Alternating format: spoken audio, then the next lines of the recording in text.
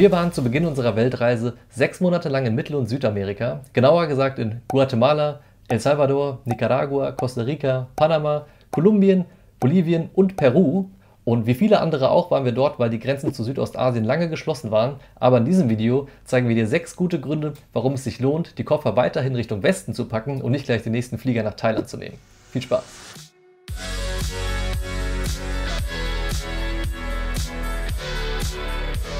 Den Anfang machen wir in Südamerika, und zwar in Bolivien mit der Salar de Uyuni. Die Salar de Uyuni ist die größte Salzwüste der Welt und es ist genauso spektakulär, wie es sich anhört.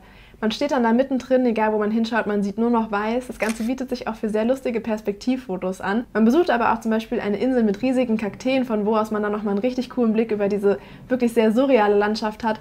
Man sieht Flamingos, Vulkane, heiße Quellen, Geysire, wunderschöne Sonnenuntergänge und auch einen richtig krassen Sternenhimmel. Also viele sagen, dass sich dafür alleine schon ein Besuch in Bolivien lohnt, und da stimmen wir auf jeden Fall zu. Highlight Nummer 2 auf dieser Liste ist die Insel Ometepe in Nicaragua. Einer der schönsten Orte, die wir bisher auf Weltreise gesehen haben, und eine Insel der Superlative, denn es ist die größte Vulkaninsel der Welt, im größten See in Mittelamerika und einfach super entspannt. Also es macht so viel Spaß, sich einfach einen Roller zu mieten, die Insel zu erkunden. Es gibt wunderschöne Strände, wo man die nicesten Sonnenuntergänge sehen kann. Es gibt heiße Quellen, Wasserfälle, ein paar gute Restaurants. Es macht unfassbar viel Spaß, da einfach durch die Gegend zu fahren. Und die Insel hat nämlich 2 Vulkane, einmal den Concepción und den Madeiras. Man kann beide besteigen. Wir haben uns für den höheren, für den Concepción entschieden. 1600 Meter hoch und runter an einem Tag. Es war einer der anstrengendsten Wanderungen, die wir jemals gemacht haben. Aber es hat sich wie immer gelohnt. Man hatte eine tolle Aussicht von oben, und Ometepe ist wirklich ein Ort, den wir nur jedem ans Herz legen können, der ein bisschen Ruhe und Entspannung sucht. Als nächstes geht es nach Costa Rica. Costa Rica ist ja vor allem für seine Natur und sein Wildlife bekannt, und genau da siedeln wir auch unser Highlight an, nämlich im Tortuguero Nationalpark. Der Tortuguero Nationalpark liegt an der Karibikküste des Landes und man kann dort verschiedene Touren machen. Man kann einmal zu Fuß durch den Regenwald laufen und man kann auch mit dem Kanu über den Fluss schippern, und da haben wir richtig viel Wildlife gesehen. Unter anderem Faultiere, Kaimane und Krokodile, Schildkröten, Affen, Leguane und super viele Vögel. Also das war auf jeden Fall spektakulär, und für alle, die Wildlife und Tiere mögen, ist das auf jeden Fall ein absolutes Must-Do in Mittelamerika. Fürs nächste Highlight geht es wieder zurück nach Bolivien, nach La Paz, den höchsten Regierungssitz der Welt auf 3600 Metern und einer der chaotischsten Städte, die wir bisher auf Weltreise gesehen haben. Aber die Stadt selbst ist gar nicht unser Highlight, sondern die Sachen, die man dort in der Umgebung machen kann. Beispielsweise eine Mountainbike-Tour auf der sogenannten Death Road, ehemals die gefährlichste Straße der Welt und heute eine Touristenattraktion für Mountainbiking, Downhill 3500 Metern von 4700 auf 1200 Meter. Eine der coolsten Sachen, die wir bisher auf Weltreise gemacht haben, und auf jeden Fall ein Must-Do. Das andere, was man in der Nähe von La Paz machen kann, sind Trekking-Touren, weil es liegt nämlich umgeben von vielen Bergen, die über 6000 Meter hoch sind. Wir haben beispielsweise eine Wanderung gemacht auf dem Pico Austria, haben dabei die Chillacota-Lagune gesehen, was einer der schönsten Landschaften waren, die wir bisher auf Weltreise gesehen haben. Also wer gerne wandert, der ist in Bolivien auf jeden Fall richtig aufgehoben. Unser nächstes Highlight kennt auf jeden Fall jeder. Es ist vielleicht sogar eines der größten Highlights weltweit und gehört zu den 7 Weltwundern. Machu Picchu in Peru. Unsere Erwartungshaltung war richtig hoch, aber sie wurde nicht enttäuscht. Wir haben eine richtig tolle Tour gemacht. Wir sind den ersten Teil der Strecke mit dem Zug gefahren, hatten dort einen richtig tollen Blick auf diese sehr beeindruckende Landschaft, sind dann ungefähr 8 Stunden auf dem Inca Trail gewandert, über das Sonnentor, bis wir dann das erste Mal Machu Picchu gesehen haben.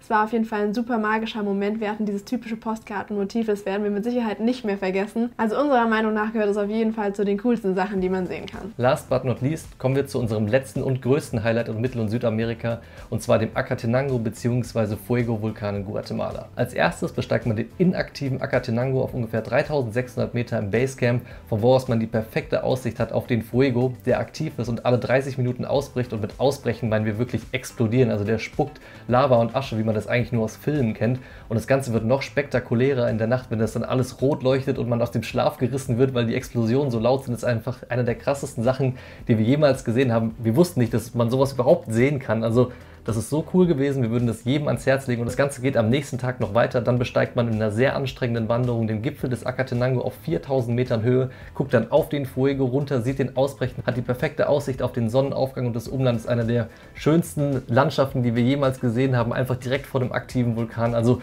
das alleine wäre schon Grund genug, nach Guatemala und Mittelamerika zu reisen, und ist aus gutem Grund unser größtes Highlight. Das waren jetzt unsere Top 6 Highlights in Mittel- und Südamerika. Es ist uns allerdings alles andere als leicht gefallen, diese Top 6 festzulegen, und wir waren uns auch nicht immer ganz einig. Wir haben nämlich so viele tolle Sachen gesehen und gemacht und Touren erlebt, deswegen wollen wir jetzt nochmal ein paar Honorable Mentions nennen, denn es gibt ein paar Sachen, die auf jeden Fall nicht unerwähnt gelassen werden dürfen. Was bei einer Reise in Südamerika auf keinen Fall fehlen darf, ist ein Abstecher in den Amazonas. Das kann man in verschiedenen Ländern machen. Wir haben das Ganze in Bolivien gemacht, in einer 3-tägigen Tour in die Pampas. Das war auf jeden Fall ziemlich cool. Dann haben wir auf unserer Reise ziemlich viele Vulkane gesehen und auch bestiegen, insbesondere in Mittelamerika.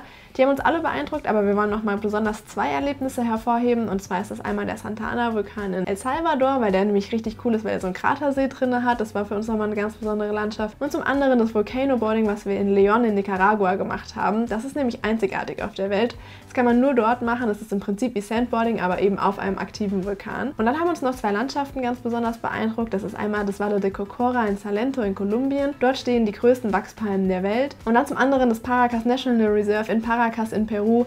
Dort haben wir einen Roller gemietet und sind da die Steilküsten lang gefahren. Das ist auf jeden Fall auch sehr beeindruckend gewesen. Auf unserer Reise haben wir natürlich auch einige schöne Städte gesehen, vor allem Kolonialstädte in Mittel- und Südamerika. Und da wollen wir eine ganz besonders hervorheben, nämlich Antigua in Guatemala. Die war eigentlich auch schon in den Top 6 Highlights vertreten, weil sie nämlich zu Füßen des Acatenango, Fuego und Agua Vulkans liegt. Und die Stadt ist einfach wunderschön, hat einen entspannten Charakter und ein sehr angenehmes Klima. Sonst haben uns noch Sucre in Bolivien, León in Nicaragua und Panama City in Panama gut gefallen. Und um die Aufzählung der Highlights zu vervollständigen, wollen wir natürlich auch noch ein paar Strände erwähnen. Da haben uns besonders der Popoyo Beach in Nicaragua an der Pazifikküste sehr gut gefallen und der Wizard Beach auf der Islas Bastimentos, der gehört zu der Inselgruppe Bocas del Toro in Panama. Das waren unsere Top 6 Highlights und Honorable Mentions aus Mittel- und Südamerika, aber es gibt natürlich auch mehr Gründe, dorthin zu reisen. Ein Grund für uns beispielsweise war auch Spanisch zu lernen. Wir haben das in Antigua, in Guatemala gemacht, kann man aber auch in León, in Nicaragua, Medellín, Kolumbien oder Sucre in Bolivien machen. Und es hilft einfach im Reisealltag weiter, weil man kann all diese Länder mit nur einer Sprache bereisen. Man kann viel besser mit den Locals connecten als beispielsweise in Südostasien. Das hat uns richtig gut gefallen und außerdem ist die ganze Region Mittel- und zum Teil auch Südamerika relativ günstig zu bereisen, also 30 € pro Person am Tag, 40 € pro Person am Tag ist gar kein Problem, man kriegt dafür richtig viel geboten. Und eine Sache, die uns auch noch richtig gut gefallen hat, sind, dass viele Länder noch Off-the-Beaten-Path-Destinationen sind. Also besonders in Mittelamerika, beispielsweise Guatemala, Honduras, El Salvador, Nicaragua oder auch Bolivien und Südamerika. Sowas gefällt uns einfach richtig gut, wenn Länder noch so vom Massentourismus verschont bleiben. Und da gibt es wirklich einige gute Ziele in Mittel- und Südamerika. Und das appreciaten wir sehr. Und man sollte auf jeden Fall so lange dorthin reisen, solange es noch der Fall dort ist. Es waren auf jeden Fall einige gute Gründe, um nach Mittel- und Südamerika zu reisen. Und by the way, wir waren 6 Monate dort unterwegs und wir haben uns immer sicher gefühlt, also Sicherheitsbedenken sollten einen auf jeden Fall nicht von einer Reise in diese Region abhalten. Wir freuen uns auf jeden Fall, wenn für den einen oder anderen ein bisschen Inspiration dabei war und sehen uns im nächsten Video wieder. Bis dahin! Ciao, ciao!